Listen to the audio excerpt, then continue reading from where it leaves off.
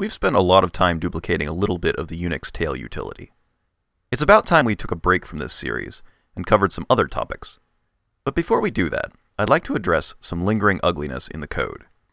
There are two main processes collaborating in this program. There's the process of reading backwards through a file, one chunk at a time. In the last episode, we encapsulated that logic in a class called backward chunked file read. This has simplified our main code considerably. The other process is the one that takes these successively earlier chunks of file content and searches them backwards for new lines. This process is currently split between a loop in the main code and a method called each reverse new line index. Today we'll see if we can encapsulate that second process, similar to how we encapsulated the backward chunked file read. But this time we won't bother writing a whole new class for it. Instead, we'll use an enumerator. We start by renaming the method to each reverse new line index with chunk. We update the method signature to take a chunk source parameter instead of a single chunk. Then we add a new outer loop around the existing contents of the method, which simply iterates through the chunks made available by the chunk source. We change the yield to yield both the new line index and the chunk it was found in, as the new method name indicates.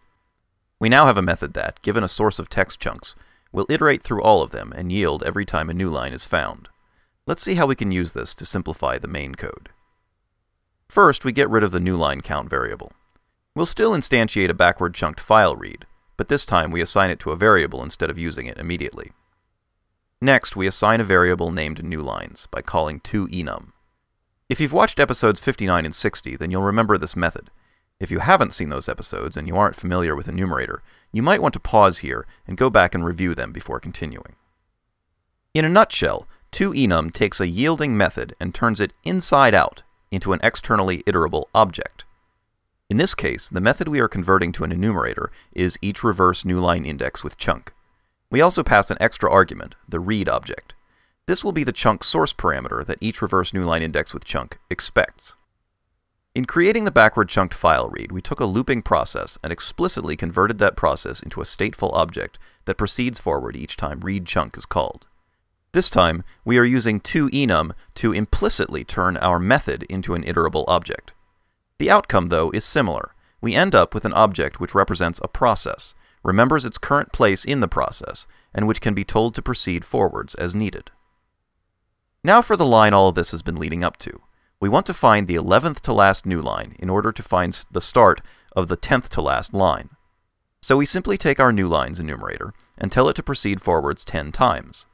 Then we tell it to proceed one more time, but this time we capture the result, a new line index, and the chunk in which it was found. From here on out, everything is familiar to anyone who has followed this mini-series from the beginning. We print out the current chunk from the beginning of the located line forwards. Then we print the remainder of the file using io.copystream. At this point, I feel like we've arrived at code that tells a pretty coherent story. First, we open a file. Then we start a backward reading operation on that file, and a collaborating operation to search backwards for new lines. We tell the combined process to find and discard the first 10 new lines. Then we grab the location of the 11th new line and print everything after it. There is more we could do here. There are some edge cases we could address, and we could add other tail features like the ability to pass in the number of lines to dump, or to follow a file live as another process appends to it. I hope to tackle both of these in future episodes. But I think this is a good place to leave this code for now. Happy hacking!